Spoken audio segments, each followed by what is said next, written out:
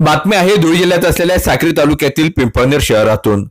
पिंपळनेर परिसरात दाट धुक्याचा प्रादुर्भाव, पिकांसह रहदारीवर मोठा परिणाम, शेतकरी पुन्हा आसमानी संकटात। आज पहाटे 5 वाजेपासून पिंपळनेरसह परिसरात दाट धुके पसरले असून या धुक्यामुळे शेतकरी पुन्हा आसमानी संकटात सापडला आहे। आताच पेरा केलेला गहू व नवीन लागवड केलेला कांदा पिकांवर या धुक्याचा मोठा परिणाम जाणवत आहे। यामुळे करपा व बुरशीजन्य आजार या कांदा व गहू पिकांवर पसरला आहे। तर आज पहाटेपासून रस्त्यावर वाहन चालवणे देखील या धुक्यामुळे धोकेदायक झाले होते। 4 ते 5 फुटावर देखील या धुक्यामुळे वाहन चालकांना रस्ता दिसत नव्हता। त्यामुळे अपघात होण्याची भीती या वाहन चालकांमध्ये पसरलेली असल्याचे दिसून आले। त्यामुळे बरेच वाहनधारकांनी दिवस उजेडेपर्यंत आपली वाहने रस्त्याच्या कडेला लावून थांबणे पसंत केले होते। या धुक्यामुळे गहू, हरभरा व कांदा पिकांवर परिणाम झाल्याने शेतकरी हतबल झालेला दिसत होता। शासनाने शेतकऱ्यांना मदतीचा हात पुढे करावा अशी मागणी शेतकरी करीत होते। धुक्यामुळे आज थंडीच्या प्रमाणातही वाढ झाल्यामुळे शेकोटी करून थंडीपासून बचाव करताना नागरिक दिसून आले आहेत।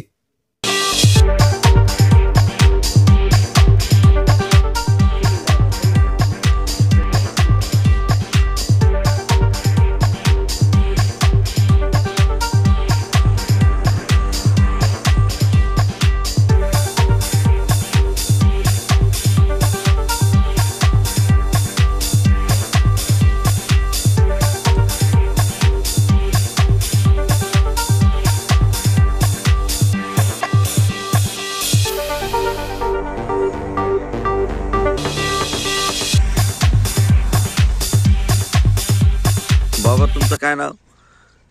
शामराव नाव सांग। तुमचं सांग। माझं प्रताप विश्वनाथ गांगुर्डे।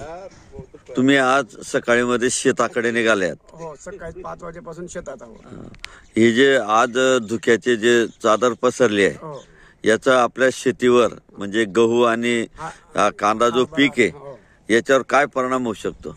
अतिशय मोठा परिणाम होऊ शकतो, कारण धुक्यामुळे सगळा करप्याचा मोठा त्रास होणार आहे। आणि आज अशी परिस्थिती आहे की संपूर्ण कांद्यावर बुरशीचा प्रकार झालेला आहे। जेमतेम रोपं जगलेले आहेत आणि आता धुकं खूप आलेलं आहे प्रमाणाच्या बाहेर। माणूस दिसत नाही शेतात। म्हणजे गहू आणि कांदा कांदा हरभरा, पण हरभऱ्याचे सुद्धा फुलोऱ्याचा टाइम आहे आणि त्याच परिस्थितीमध्ये अशी वेळ येते अवकाळी। शेतकरी पुन्हा या आसमानी संकटात सापडलेला आहे। हो, मग शासनाने याकडे लक्ष दिले पाहिजे का? हो, शासनाने याच्याकडे जरूर लक्ष दिलं पाहिजे आणि जातीने याचं काम झालं पाहिजे। शेतकऱ्याचं कंबरडच मुडलेलं आहे यावर्षी। म्हणजे नवीनच लागवण झालेली आहे। एक तर रोप मिळत नव्हतं, बुरशीचे पुष्कळ अटॅक। ऐन रोप लावण्याच्या टायमाला बुरशी आली आणि रोप संपूर्ण 70% बसून गेलेलं आहे शेतकऱ्यांचं।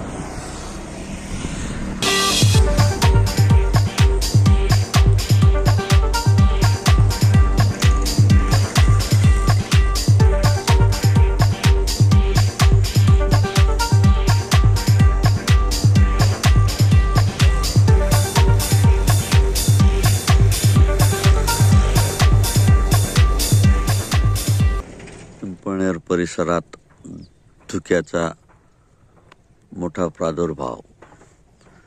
धुक्यामुळे शेतीही दिसत नाही, त्याचप्रमाणे रस्तेही दिसत नाहीत। वाहन चालकांनाही मोठा त्रास, त्याचप्रमाणे शेतकऱ्यांना नव्याने पेरलेला गहू, त्याचप्रमाणे नवीन लागवड करण्यात आलेला कांदा वाया जाण्याची दाट शक्यता। शेतकरी हतबल झालेला दिसत आहे। खत, बी बियाणे, मजुरी संपूर्ण महागाईने बेजार झालेला शेतकरी पुन्हा या आसमानी संकटात सापडलेला दिसत आहे। या धुक्यामुळे गहू, हरभरा व कांदा पिकावर मोठे संकट आले आहे। नोकऱ्या नसल्यामुळे वडिलोपार्जित असलेल्या शेतीमध्ये आहे त्या परिस्थितीत शेती करण्याचा प्रयत्न शेतकरी करत असला तरी मात्र आसमानी संकट शेतकऱ्यांचा पाठलाग सोडत नाही। शेतकऱ्यांनी शेती कशी करावी हा त्यांच्यापुढे मोठा प्रश्न निर्माण झाला आहे। अगदी 5 फुटापासून शेती असो वा रस्तो हे दिसत नाही। सकाळी 5 वाजेपासून संपूर्ण परिसरामध्ये अतिशय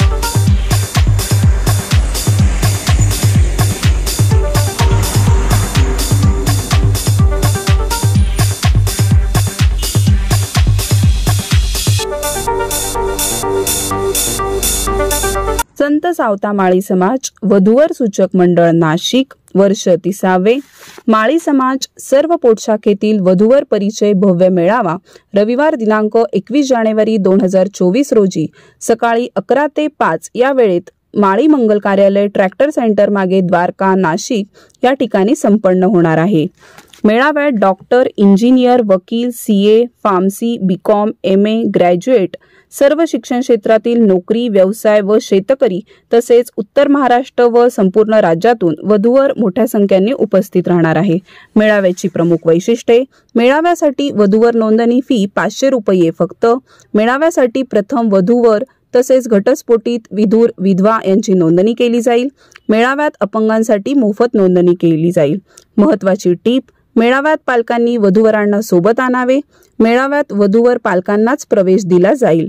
या मेळाव्याला मोठ्या संख्येने उपस्थित राहण्याचे आवाहन कार्यक्रमाचा अध्यक्ष माननीय सौ शोभा मोटकरी, माननीय सौ मंगला जाधव, श्री मीनानाथ सोनवणे, मंडळाचे कार्याध्यक्ष शंकरराव मोटकरी, संत सावतामाळी समाज वधूवर सूचक मंडळ नाशिक यांनी केले आहे। संपर्क क्रमांक 99 70 18 32 15 83 858 601। धन्यवाद। आपली बातमी आपल्या हातात। चॅनल शेअर करा, लाईक करा। Shabdganga news point channel subscribe करा। आपली बातमी